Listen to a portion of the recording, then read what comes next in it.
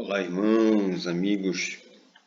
Esse é o nosso curso de Teologia Básica, Conhecendo a Palavra.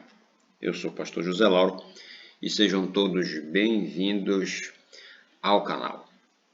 Hoje nós vamos estar dando início ao estudo do livro de Gênesis. Nós estamos estudando o Pentateuco e hoje nós vamos estar estudando o livro de Gênesis. Para efeito didático, nós vamos estar dividindo o estudo do livro de Gênesis em duas partes. Hoje nós vamos estar estudando a primeira, do capítulo 1 até o capítulo 11. Mas antes de comentarmos qualquer coisa a respeito do assunto, queria convidar você que ainda não é inscrito no canal a se inscrever, ativar o sininho de notificação, dar o seu like. Faça o seu comentário, a sua pergunta, tire sua dúvida e nós vamos ter o maior prazer em estar respondendo aos seus questionamentos, às suas perguntas e às suas dúvidas. E se você quiser contribuir também, você pode da mesma forma estar fazendo nos comentários. Isso é muito importante para nós. E assim que a gente tiver publicado qualquer vídeo aqui no canal, o YouTube vai estar avisando e notificando você. O livro de Gênesis, nós vamos estar estudando a primeira parte, em que se trata do princípio. Trata-se do capítulo 1 até o capítulo 11, e vai estar assim dividido: nome e estrutura, a criação do universo, a criação do homem, queda e promessa de redenção, desenvolvimento do pecado. Esses 5 itens nós vamos estar aqui abordando no nosso estudo. Como nós falamos, o livro de Gênesis ele é composto de uma das narrativas mais interessantes da história da humanidade. E estudando esse livro, com certeza a gente vai estar aprendendo muitas coisas. O livro de Gênesis, observando o seu nome e a sua estrutura, a gente vai observar que ele é uma transliteração do grego da Bíblia Septuaginta. E o seu significado significa fonte, origem. O nome hebraico vem da primeira palavra do livro, é o Bereshit, no princípio, né? Então, no primeiro versículo do livro de Gênesis, capítulo 1, versículo 1, a gente vai ver Bereshit bara Elohim. No princípio criou Deus, né? Então, a gente vai observar que o livro vai estar estruturado em duas divisões, que são bem claras. A primeira sendo a história primitiva, que é o que nós vamos estar estudando hoje, o capítulo 1 até o capítulo 11. E a segunda parte, que nós vamos estar estudando na próxima aula, que é a história dos patriarcas, que vai do capítulo 12 até o capítulo 50. A criação do universo. A expressão no princípio criou Deus os céus e a terra, de Gênesis capítulo 1, versículo 1, revela que nós temos um Deus que é pessoal, que é eterno, e que criou todas as coisas do nada. E nisso ele vai estar revelando a sua onipotência, a autoridade absoluta de sua palavra. Quando a gente observa o verbo criar dessa narrativa de Gênesis 1, é o bará. Nós falamos Bereshit, bará. E tem como sujeito apenas Deus. A gente não vai ver esse verbo sendo conjugado em nenhuma outra parte, apenas a criação de Deus, ou seja, aquele sujeito deste verbo é apenas Deus, que é o único capaz de criar, de estar fazendo as coisas do nada. E a gente observa que nessa narrativa da criação é colocada uma ordem dentro de dias, a partir dessa estrutura literária que tem basicamente 3 coisas. Anúncio, uma palavra de ordem e uma palavra de cumprimento. Quando você observa a palavra de anúncio, está dizendo assim: e disse Deus. Ou seja, ele faz um anúncio antes. Depois a gente vê a palavra de ordem para que haja a criação. Haja, haja isso, haja aquilo. E depois a gente observa que há a palavra de cumprimento. E assim se fez. A gente observa, e disse Deus, haja isso, e assim se fez. Ou seja, Deus anuncia, Deus dá ordem e cumpre a palavra que foi dita. E aí a gente tem os dias da criação. No primeiro dia, a aparição da luz e a separação entre dia e noite. No segundo dia, o céu, a atmosfera, os mares. No terceiro dia, a gente vê o surgimento dos continentes e a aparição da vegetação. No quarto dia, aparecem os corpos celestes que iluminam a terra. No quinto dia, os animais do mar e as aves. No sexto dia, os mamíferos e o homem. E no sétimo dia, a terminada obra criadora, Deus descansa. A gente observa que a palavra de Deus pronunciada ela tem efeitos poderosos. Esses ensinamentos que a gente pode observar na narrativa da criação. E em todo o Antigo Testamento, na realidade, a gente vai observar que quando a palavra de Deus ela é pronunciada, fosse pelos líderes, pelos seus representantes, pelos profetas, não havia como refugar, mudar, deixar de acontecer. Uma vez ele falando, ele cumpre com aquilo que ele fala. Então a gente observa que há um controle de Deus nessa história também, realizando ou demonstrando o poder que a sua palavra pronunciada tem. Né? Então a gente observa em Isaías 48, dizendo assim, a relva murcha e as flores caem, mas a palavra de nosso Deus permanece para sempre. E isso é coisa maravilhosa. Aí nós temos como uma parte especial a criação do homem. Em toda a obra de criação destaca-se o homem feito à imagem e semelhança de Deus, de Gênesis 1, 26, 27, formado do pó da terra, de Gênesis 2, 7 e 19. Mas o homem ele não foi feito à imagem de Deus segundo a sua aparência física, mas observando aqui 4 aspectos. E que aspectos seriam esses que fazem do homem a imagem de Deus? Primeiro aspecto, de todos os seres viventes criados, somente o homem vai receber vida por meio do sopro de Deus. Nenhum outro ser criado foi criado e recebeu vida através do sopro a não ser o homem. E esse homem foi dotado de um espírito imortal, capaz de lhe proporcionar comunhão com Deus. Esse é o primeiro aspecto. O segundo aspecto é que, diferentemente dos animais que obedecem ou que apenas têm instintos, o homem é um ser moral. Ou seja, ele foi também concebido de algo chamado livre-arbítrio e também consciência. Todos os outros seres criados por Deus não têm esse segundo aspecto.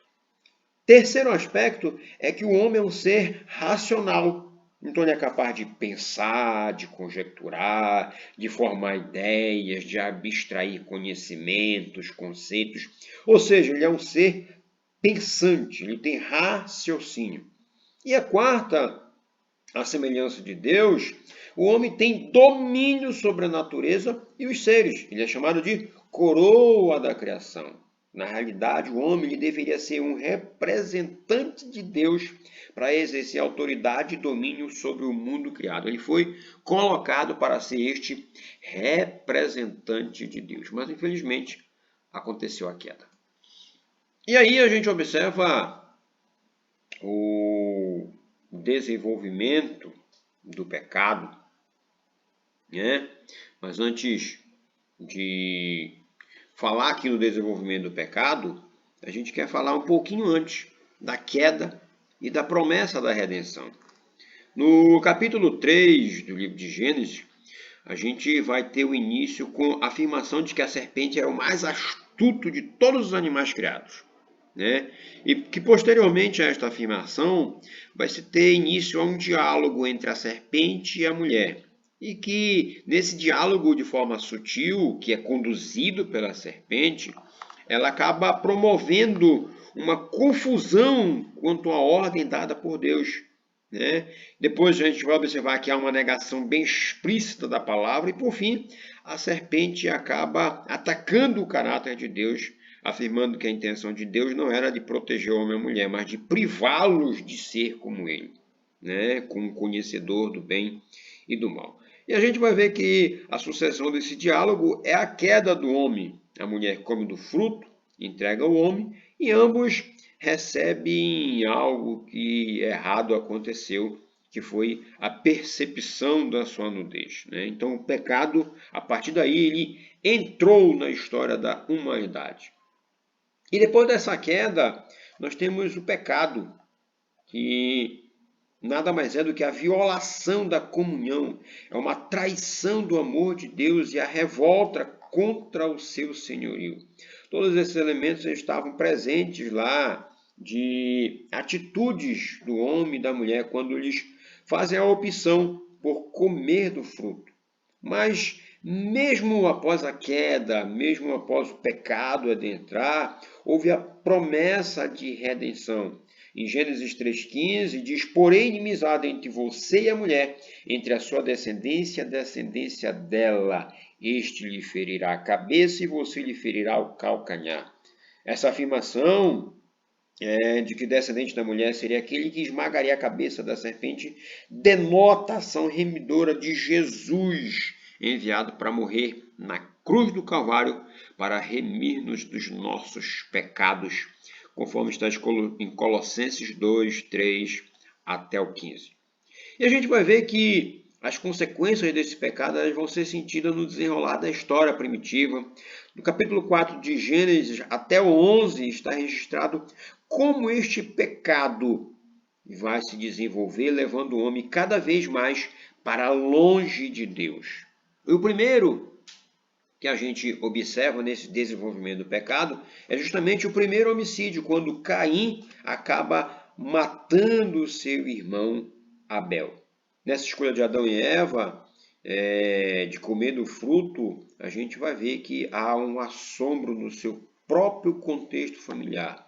Os seus filhos, que até então eram os dois homens lá da família, acabam desenvolvendo uma relação de desafeto tão forte, principalmente da parte de Caim, que vai culminar com o assassinato de Abel. E essa rebelião, hostilidade, são os que caracterizam as ações de Caim, repetindo mais uma vez a rebeldia de seus pais lá no jardim do Éden.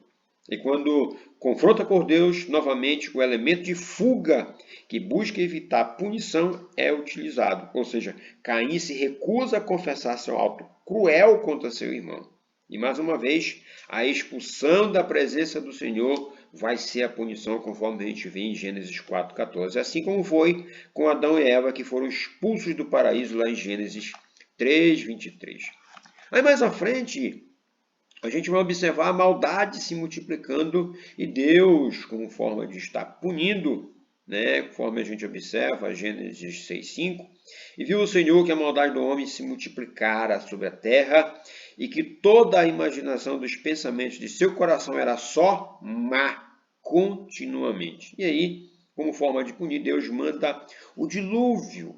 A maldade já havia se tornado ou tomado proporções universais. O homem cada vez mais estava se distanciando de Deus, a ponto de Deus olhar com pesar para a sua criação, né? O pecado tornou-se tão hediondo que Deus parece não ter outro recurso senão eliminar essas suas criaturas. E nesse evento a gente vai observar que Deus escolheu uma família, né? Escolheu um homem na construção e botou ele para entrar na arca juntamente com a sua família e guardou-o do dilúvio. Na saída da arca lá, Deus vai abençoar esse homem chamado Noé e a sua família e vai estabelecer um sinal visível da sua aliança, que foi o arco-íris no céu, né? Não somente, aliás, com o homem, mas com todos os seres viventes que foram salvos na arca. E aí, depois da saída da arca, a gente observa novamente que continua ainda imperando a desobediência, principalmente a desobediência, quando Deus dá ordem para se espalhar e povoar a terra, conforme o capítulo 11, versículos 3 e 4. Né? Mas Deus, conhecendo as intenções do coração do homem e a sua propensão maligna, teve que tomar novamente uma iniciativa, porque o homem estava construindo uma torre lá em Babel, para que não se dispersasse, ou seja, para que não se espalhasse e permanecesse naquele único local. E para dispersar a humanidade, Deus confundiu as línguas, e aí os homens vão ser separados por toda a terra, formando os incontáveis, ou as incontáveis tribos, conforme as suas línguas. E aí a gente vai ver a povoação da terra. Né? Então, a gente observa que a história da criação e do homem é infelizmente marcada por situações difíceis, pecados, destruição nessa narrativa. Contudo, apesar desses elementos negativos, são estas situações que vão mostrar a ação salvífica de Deus. Vai mostrar seu amor pela humanidade e também o seu plano redentor vai começar a ser manifestado.